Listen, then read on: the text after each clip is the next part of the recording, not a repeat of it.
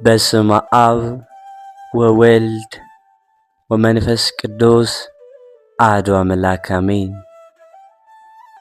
በክርስቶስ ክርስቲያን በወልድ ወልደ እግዚአብሔር በመንፈስ ቅዱስ መንፈሳውያን የተሰኛችሁ ያያሉ የልዑል እግዚአብሔር ቤተሰቦች የእናታችን የቅድስት ድንግል ማርያም የአስራት የበኩራት ልጆች እንኳን ለአባታችን ለአቡነ ተክለ ሃይማኖት የልደት በዓል በሰላም በጤና ደረሳችሁ። ዝክር ሚዲያችንን ሰብስክራይብ፣ ላይክ እንዲሁም ሼር በማድረግ አገልግሎታችን ለሌሎች እህቶችና ወንድሞች መድረስ ስላለበት እንድትተባበሩን ስንል በልዑል እግዚአብሔር ስም በትህትና ቃል እናሳስባለን። ዘውትር ሁሌም ወደ እናንተ የሚደርሰው የቅዱሳን ታሪክ፣ ገድላት፣ ድርሳናት እንዲሁም ስንክሳር ሁሌም ወደ ቻናላችን ብትመጡ የምናስተላልፍላችሁ መሆኑን በትህትና ቃል እናሳስባለን።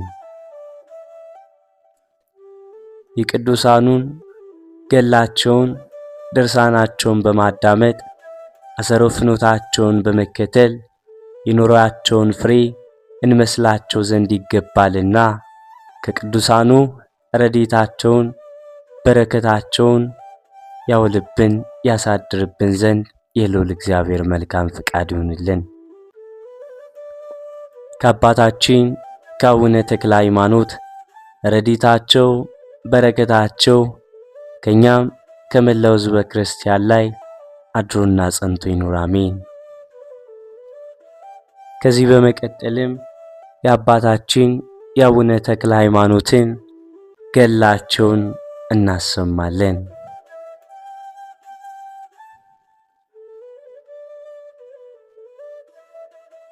በእግዚአብሔር መልካም ፍቃድ በሊቀ መላእክት ቅዱስ ሚካኤል ብስራት ከአባታቸው ከካህኑ ጸጋ ዛብና ከእናታቸው ከቅድስት እግዚአርያ ታኅሳስ 24 ቀን በ12 ዓመተ ምህረት በቡልጋ አውራጃ ኢቲሳ በሚባል ቦታ ተወለዱ።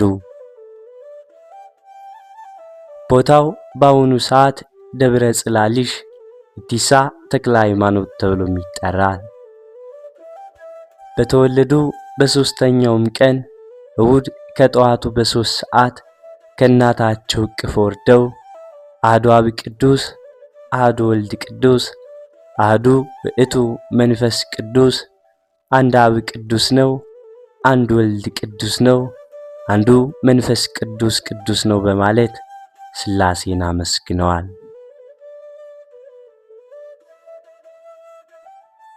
በተወለዱ በ15 ዓመታቸው ማዕረገ ዲቁናን፣ በ22 ዓመታቸውም ደግሞ ማዕረገ ቅስናን ከግብፃዊ ጳጳስ አባ ቄርሎስ ተቀብለዋል።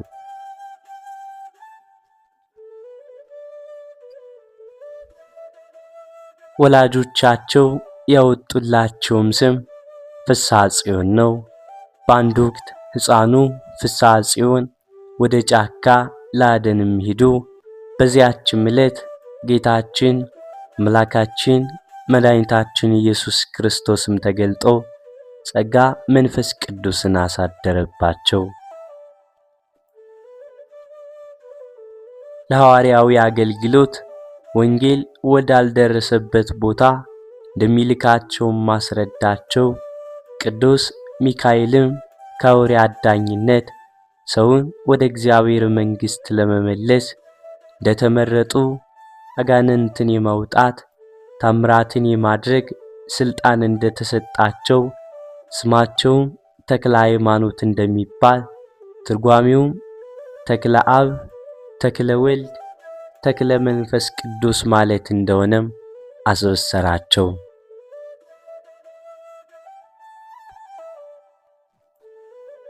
ከዚህም በኋላ ያላቸው ንብረት ሁሉ ለቤተ ክርስቲያንና ለነዳያንም ሰጥተው አቤቱ ጌታ ኢየሱስ ክርስቶስ ሆይ የመንግሥተ ሰማያትን በር ትከፍትልኝ ዘንድ እነሆ ቤቴን ተከፈትኩልህ በማለት ቤታቸውን ትተው ወንጌልን ለማስተማር ፈጥነው ወጡ።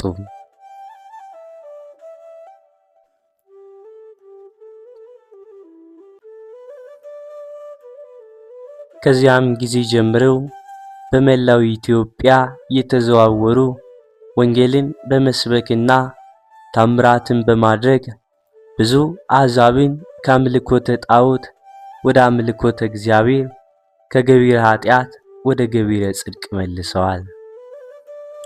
አብያተ ክርስቲያናትንም አሳንጸዋል። ከዚህም በኋላ በደብረ ሊባኖስ ገዳመ አስቦ ዋሻ በመግባትም ሁለቱን በፊት ሁለቱን በኋላ ሁለቱን በቀኝ ሁለቱን በግራ 8 ጦሮችን ተክለው እጆቻቸውን በትምህርተ መስቀል በመዘርጋት የክርስቶስን ሕማም ሞትና ነገረ መስቀል በማሰብ በተመስጦ ሌሊትና ቀን ያለማቋረጥ በጾም በጸሎት ተወስነውም ሲጋደሉ ከቁመት ብዛት የተነሳ በ92 ዓመታቸው ጥር 4 ቀን አንዲቱ የእግራቸው አገዳም ተሰብራለች።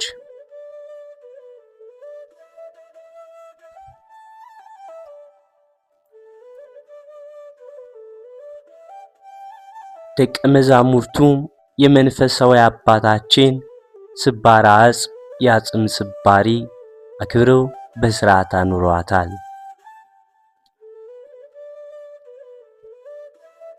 እግራቸውም እስኪሰበር የቆዩባቸው ዓመታት 22 ዓመታት ናቸው።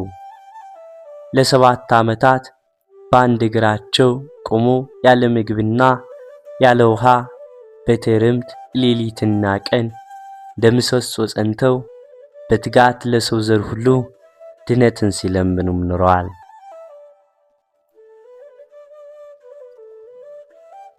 ከ7ቱ ዓመታት ውስጥ ጥቂቷ የቀመሱት በ4ኛው ዓመት ብቻ እንደነበረ መጽሐፈ ገድላቸውም ይናገራል። ጻድቁ አባታችን ምድራዊ ሕይወታቸውን በተጋድሎና በሐዋርያዊ አገልግሎት ከፈጸሙም በኋላ ከዚህ ዓለም ውጣ ውረድ የሚያልፉበት ቀን ተቃረበ። በዚህም ጊዜ መድኃኒታችን ኢየሱስ ክርስቶስ ከእናቱ ከቅድስት ድንግል ማርያም ከቅዱሳን መላእክት ከቅዱሳን ነቢያትና ከቅዱሳን ሐዋርያት ጋር ወደ እርሳቸውን በመምጣት የሚያርፉበት ዕለት መድረሱንም ነገ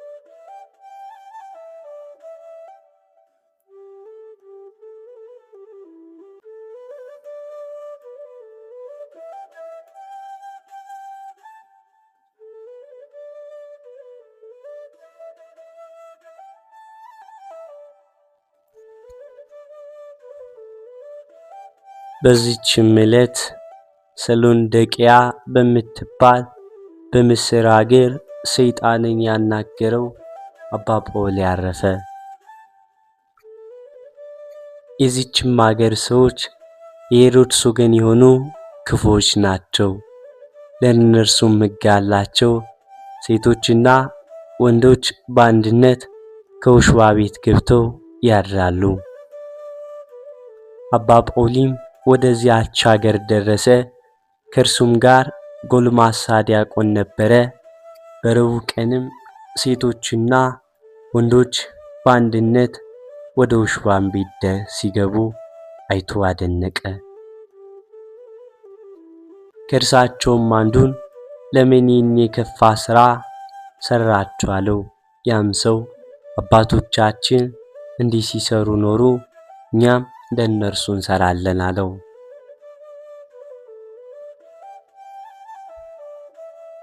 ሌሊትም በሆነም ጊዜ በታላቅ መቅሰፍት ይቀስፏቸውም ዘንድ ባዘነ ልቡና ወደ እግዚአብሔር ይጸልይ ጀመር።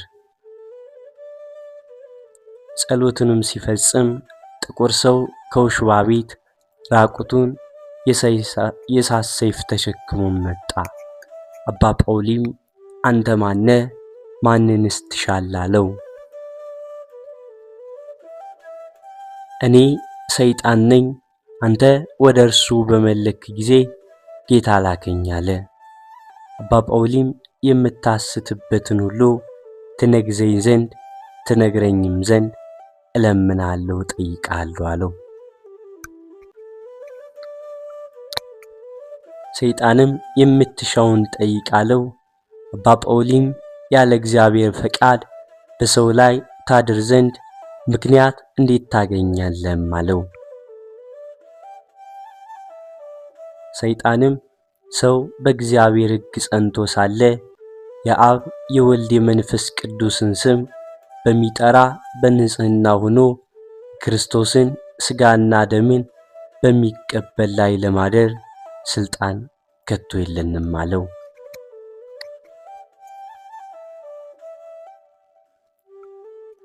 ከዚህም በኋላ የሚያስትበትን ሁሉ ነገረው።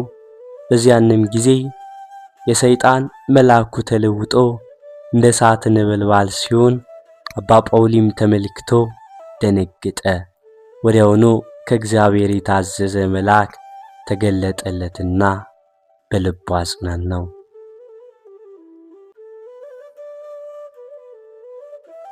በዚያችም ሌሊት ከእግዚአብሔር የታዘዘ መቅሰፍት ወርዶ በውሽባ ቤት ያሉትን አጠፋቸው። ከ5 ወንዶችና ከ5 ሴቶች በቀር ሁሉም አልተረፉም። አባ ጳውሊም ለምን እንዲህ ታደርጋላችሁ አላቸው። በየወሩ አንዲት ቀን ወደ ውሽባ ቤት እየገባን ከሚስቶቻችን ጋር ተድላ ደስታ እናደርግ አባቶቻችን አዘዙን። በሩንም ዘግተን መብራትንም አጥፍተን ከእጃችን የገባዋን ሴት ይዘን እንተኛለን አሉት።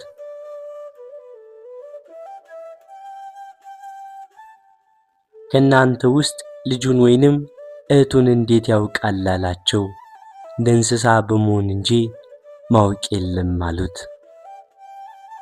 ከዚህም በኋላ አባ ጳውሊ የክብር ባለቤት የሆነ የክርስቶስን ሃይማኖት አስተምሮ የክርስትና ጥምቀትንም አጠመቃቸው። ሥጋውንና ደሙንም አቀበላቸው።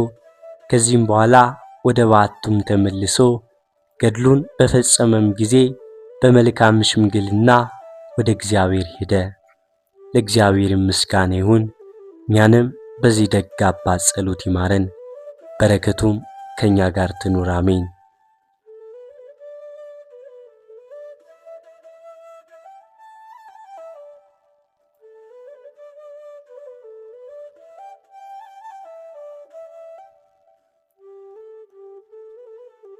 በዚህችም ዕለት ሊቀ ጳጳሳት አባ ገናጥዮስ በዚህችም ቀን አረፈ። ይህም ቅዱስ የወንጌላዊው ዮሐንስ ደቀ መዝሙሩ ነው። በስብከተ ወንጌልም በማገልገል ከእርሱ ጋር ብዙ ሀገሮችን ዞሮ አስተምሯል። ከዚህም በኋላ በአንጾኪያ ሀገር ላይ ሊቀ ጵጵስናም ሾመው። በውስጧም ሕይወት የሆነ የወንጌልን ትምህርት አስተማረ። ብዙዎችንም እግዚአብሔርን ወደ ማወቅ መለሳቸው። የክርስትና ጥምቀትንም አጠመቃቸው። በትምህርቱም ልቡናቸውንም አበራላቸው። ከዚህም በኋላ ጣዖታትን ለሚያመልኩ ስህተታቸውን በገለጠላቸው ጊዜም ተቆጡ። ወደ ከሃዲው ንጉሥ ወደ ጥራቢዎስ ሄደው ከሰሱት፣ እንዲህም አሉት፦ አግናጢዮስ የአማልክቶችን አምልኮ ይሽራል፣ እንኳንም ሰዎችን ያስተማረ ክርስቶስን ወደ ማመን ያስገባቸዋል። በዚያንም ጊዜ ወታደሮቹን ልኮ ወደ እርሱ አስመጣቸውና አግናጢዮስ ሆይ ለምን ይናደረግ? የአማልክቶችን አምልኮስ ለምን ሻርክ? ሰው ሁሉ እግዚአብሔርን ወደ ማምለክ አስገብታቸዋልና አለው።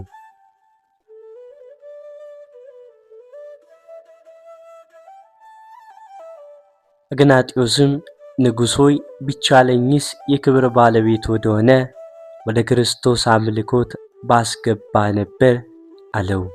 ንጉሡም ይህንን ነገር ትተህ ለአማልክቶች የሰዋ፣ ለበለዚያ በታላቅ ስቃይ አሰቃያለሁ አለው። በእኔ ላይ የምትሻውን አድርግ፣ እኔ ግን ለረከሱ አማልክቶች አልሰዋም። ስቃይንም እሳትንም ቢሆን አንበሳንም ቢሆን አልፈራም። ከሕያው ንጉሥ ከክርስቶስ ፍቅር ልትለየኝ አትችልም። አንተ ማን አለው።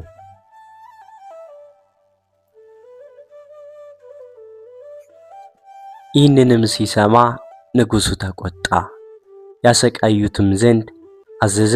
በተለያዩ በብዙ ስቃዮችም አሰቃዩት። በእጆቹም ውስጥ እሳት አድርገው ከእጆቹ ጋር በጉጠት ይዘው አቃጠሉት። ከዚህም በኋላ በዲንና በቅባት እያነደዱ ጎኖቹን አቃጠሉ። በሸቶሎችም ሥጋውን ሰነጣጠቁ።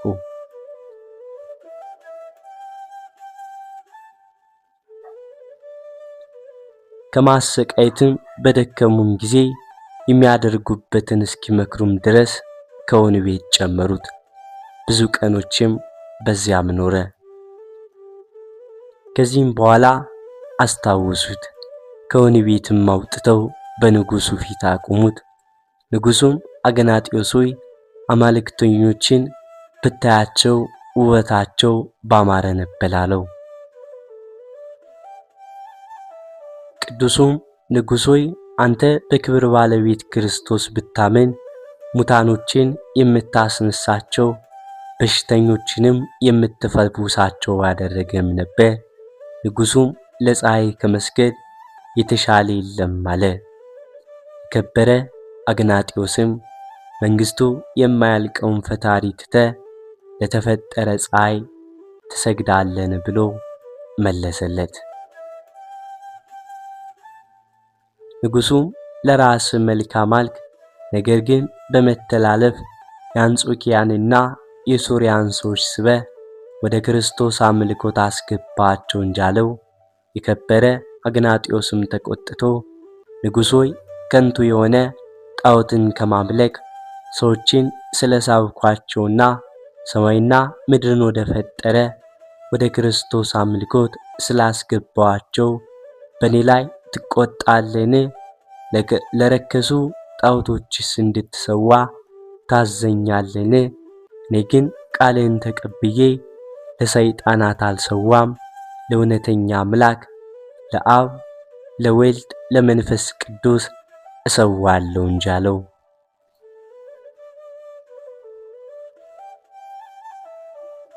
በዚያንም ጊዜ ንጉሡም ተቆጣ። ከሥጋው ምንም ሳያስቀሩ ይበሉትም ዘንድ 2 የተራቡ አንበሶችን በላዩ እንዲሰግዱም አዘዘ። የከበረ አግናጢዮስም አንበሶች ወደ እርሱ ሲቀርቡ ባያቸውም ጊዜ ድምፁን ከፍ አድርጎ ሕዝቡን እንዲህ አላቸው፣ ከዚህም የተሰባሰባችሁ እናንተ የሮሜ ሰዎች ቃሌን ስሙ እወቁም፣ እኔ ይህንን ስቃይ የታገስኩት በትዕቢትና በትምክህት አይደለም፣ የክብር ባለቤት በሆነ በጌታዬና በፈጣሪ ኢየሱስ ክርስቶስ ፍቅር ነው እንጂ። አሁንም እነኛ አንበሶች እንደ ስንዴ ይፈጩኝ ዘንድ ነፍሴን ወደ ወደደች የክብር ባለቤት ወደ ሆነ ጌታዬ ኢየሱስ ክርስቶስ ልትሄድ ነፍሴ ሽታለችና አለው። ንጉሡም ቃሉን ሰምቶ አደነቀ፣ ድንጋጤም አድሮበት እንዲህ አለ። የክርስቲያኖች ትዕግሥታቸው ምን ይበዛ! ስለ አምልኮት ከአረማውያን በእንዲህ ያለ ስቃይ ላይ የሚታገስ ማን ነው አለ። እነዚያ አንበሶችም ወደ ቅዱሱ ቀረብ ብለው ደንግጠውም ቆሙ። ከዚህም በኋላ አንዱ አንበሳ እጁንም ዘርግቶ አንገቱን ያዘው። በዚያንም ጊዜ ደስ ብሎት ነፍሱን በፈጣሪው ክርስቶስ እጅ ሰጠ፣ ልመናውንም ፈጸመለት። ለእነዚያ አንበሶችም ሥጋውን ይዳስሱ ዘንድ አልተቻላቸውም። የክብር ባለቤት ክርስቶስ ዳግመኛ እስከሚመጣ የተጠበቀ ሆነ እንጂ። ከዚህም በኋላ በክብር በምስጋና ከከተማ ውጭ ቀበሩት። ለዚህም በክብር ባለቤት በጌታችን ኢየሱስ ክርስቶስ ስም በመልካም ተጋድሎ በምስክርነቱን ፈጸመ። ለምዕመናንም ጠቃሚ ይሆን ዘንድ ገድሉን ጻፉ፣ የበዓሉንም መታሰቢያ ያደረጉለት። ለእግዚአብሔር ምስጋና ይሁን። እኛንም በዚህ ሐዋርያ ጸሎት ይማረን፣ በረከቱም